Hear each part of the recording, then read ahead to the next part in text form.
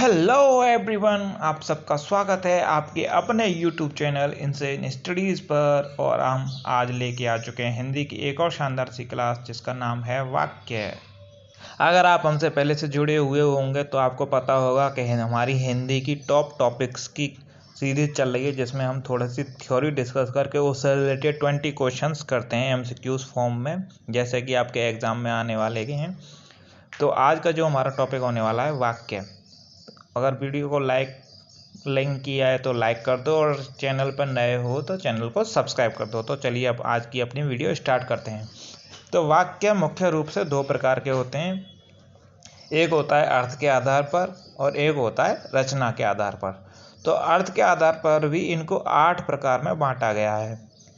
पहला है विधानार्थक, दूसरा निषेधार्थक, तीसरा आज्ञार्थक, चौथा प्रश्नार्थक, पांचवा इच्छार्थक, छठवां संदेहार्थक, सातवां संकेतार्थक और आठवां विस्मयार्थक।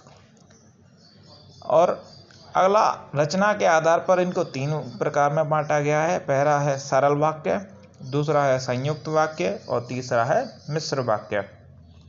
तो अब जो हमारे क्वेश्चंस होने वाले हैं इनसे रिलेटेड ही होंगे।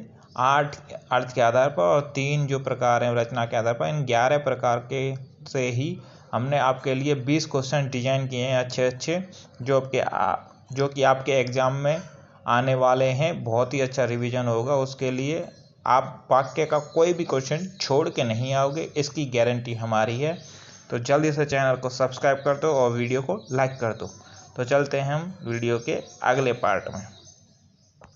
तो अर्थ के आधार पर वाक्य का पहला भेद है विधान वाक्य। जिस वाक्य में क्रिया के करने या होने का सामान्य कथन हो उसे विधान वाक्य कहते हैं, जैसे कि गंगा हिमालय से निकलती है।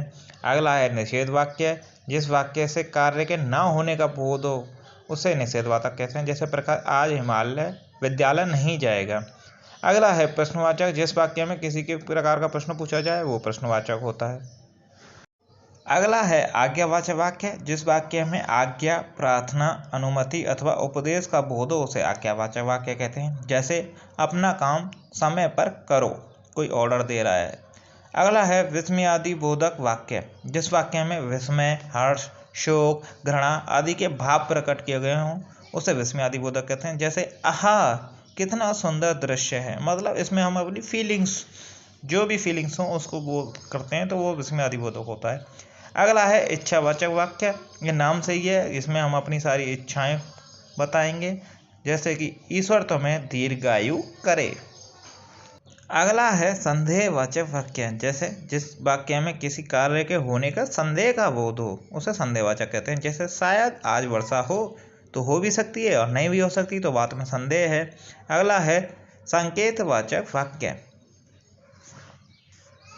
जिस वाक्य में एक बात अथवा काम का होना दूसरी बात अथवा काम के होने पर निर्भर करता है उसे संकेतवाचक कहते हैं, जैसे वर्षा होती तो अच्छी फसल होती।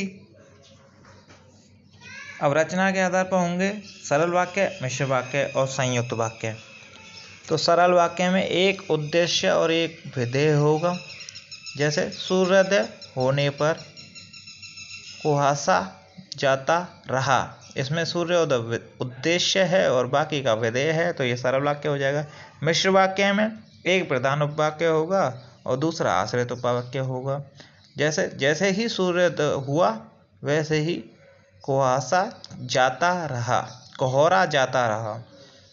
तो जैसे ही सूर्योदय हुआ ये प्रधान उपवाक्य हो जाएगा और कोहरा जाता रहा ये आश्रित उपवाक्य हो जाएगा। अगला है संयुक्त वाक्य। इसमें 2 सरल वाक्य आपस में जुड़ेंगे, जैसे सूर्योदय हुआ और कोहरा जाता रहा। इसमें दोनों जो वाक्य होंगे वो अपना अलग अलग अर्थ देंगे, एक दूसरे पर आश्रित नहीं रहेंगे। तो ये हो जाएगा हमारा संयुक्त वाक्य। और संयुक्त वाक्य को जोड़ने वाले शब्द होते हैं वो इस प्रकार हैं, जैसे और, एवं, तथा, अथवा और इत्यादि। तो बिना किसी देरी के चलते हैं हम अपने क्वेश्चन की तरफ। यहाँ पे हमने वाक्य और उसके भेद से रिलेटेड टॉप 20 MCQs लिए हैं। तो पहला है वाक्य किसे कहते हैं? जो पूर्ण अर्थ प्रकट कर सके वह शब्द समूह उसी को वाक्य कहा जाता है। तो वाक्य का डेफिनेशन आप सबको क्लियर हो गई होगी। जो शब्द समूह हमको पूर्ण अर्थ दे वही वाक्य कहलाता है। अगला क्वेश्चन है हमारा, राम स्कूल जाता है, यह किस प्रकार का वाक्य है? तो ये सीधा सीधा अर्थ दे रहा है हमारे लिए, तो ये विधानवाचक हो जाएगा। अगला क्वेश्चन है हमारा क्वेश्चन नंबर 3, क्या तुम खेलोगे? यह वाक्य है, तो इसमें प्रश्नवाचक चिन्ह को भी देख के हम पहचान सकते हैं, या फिर क्या आ जाए तो प्रश्नवाचक हो जाएगा। अगला क्वेश्चन है, वह कितना सुंदर दृश्य है? तो ये हमको आश्चर्य हो रहा है, विस्मय हो रहा है, तो ये विस्मयादि बोधक वाक्य हो जाएगा। अगला क्वेश्चन है हमारा क्वेश्चन नंबर 5, कृपया दरवाजा बंद करो। तो ये आज्ञावाचक वाक्य हो जाएगा। विनम्रता से भी आज्ञा दी जाती है तो ये आज्ञावाचक होगा। अगला क्वेश्चन है, रचना के आधार पर वाक्य के कितने भेद होते हैं? तो रचना के आधार पर वाक्य के 3 भेद होते हैं, सरल वाक्य, मिश्र वाक्य और संयुक्त वाक्य। अगला क्वेश्चन है, राम स्कूल गया और सीता घर पर रही। तो ये दोनों अपना अपना अलग अलग अर्थ दे रहे हैं, तो ये संयुक्त वाक्य हो जाएगा। अगला क्वेश्चन है हमारा, जो छात्र मेहनत करता है वह सफल होता है।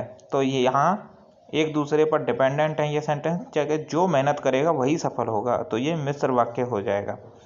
अगला क्वेश्चन है, राम आम खाता है, यह किस प्रकार का वाक्य है? तो यह अपना सरल वाक्य हो जाएगा, क्योंकि यह अपना अलग से अर्थ दे रहा है और बिल्कुल साफ शब्दों में अर्थ दे रहा है। अगला क्वेश्चन है, काश मैं अमीर होता, यह कैसा है?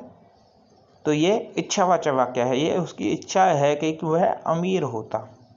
अगला क्वेश्चन है, शायद वह आज आए, यह वाक्य है, तो शायद आ गया, तो यहाँ पे कोई कंफर्म नहीं होता है, तो जहाँ पे कंफर्म नहीं होता है वहाँ पर संदेह होता है, तो ये संदेहवाचक वाक्य हो जाएगा।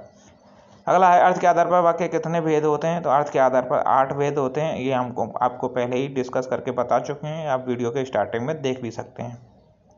अगला क्वेश्चन है, यदि वर्षा होगी तो फसल अच्छी होगी। तो ये कैसा सेंटेंस है, कैसा वाक्य है? तो ये मिश्र वाक्य है, क्योंकि ये अलग अलग अर्थ नहीं दे रहे, एक दूसरे पर आश्रित हैं।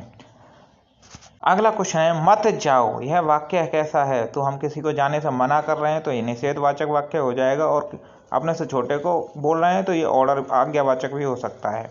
अगला क्वेश्चन है, जिस वाक्य में एक ही उपवाक्य हो वह क्या कहलाता है? तो एक उपवाक्य वाला वाक्य सरल वाक्य कहलाता है। अगला क्वेश्चन हो जाएगा हमारा, राम आया और श्याम चला गया। तो यह कैसा वाक्य है? तो ये संयुक्त वाक्य है, क्योंकि ये दोनों सेंटेंस हैं जो अलग अलग अर्थ दे रहे हैं कि राम आया और श्याम चला गया, एक दूसरे पर डिपेंडेंट नहीं है। अगला क्वेश्चन है, जो मेहनत करेगा वही सफलता पाएगा। यह कैसा सेंटेंस है, यह कैसा वाक्य है? तो मिश्र वाक्य हो जाएगा कि जो मेहनत करेगा वही सफलता पाएगा। अगला क्वेश्चन है, तुम कहाँ जा रहे हो? तो वाक्य को देख के ही आप समझ गए होंगे, पीछे प्रश्नवाचक चिन्ह भी लग रहा है, कहाँ भी आ रहा है, तो ये प्रश्नवाचक हो जाएगा। अगला क्वेश्चन है हमारा क्वेश्चन नंबर 19, ईश्वर तुम्हें सफलता दे, ये कैसा है? तो ये इच्छावाचक वाक्य है, हम इच्छा कर जता रहे हैं कि सामने वाला हमारे साथ कोई भी हो उसको सफलता मिले। अगला क्वेश्चन आज का हमारा लास्ट क्वेश्चन है, वह पढ़ता है इसलिए पास होता है, ये कैसा वाक्य है? तो ये संयुक्त वाक्य हो जाएगा, जैसे कि हमने बताया था, इसलिए से जो सेंटेंस जुड़ता है तो वो संयुक्त वाक्य होता है। तो बस आज के लिए इतने ही क्वेश्चंस थे हमारे। आई होप आपको वीडियो पसंद आई हो, तो वीडियो को लाइक कर दीजिए, और चैनल पर नए हो तो चैनल को सब्सक्राइब कर दीजिए, जिससे हम आपके लिए आगे भी ऐसे ही शानदार क्लासेस लेके आते रहें। तब तक के लिए बाय बाय, टेक केयर, जय हिंद, जय भारत।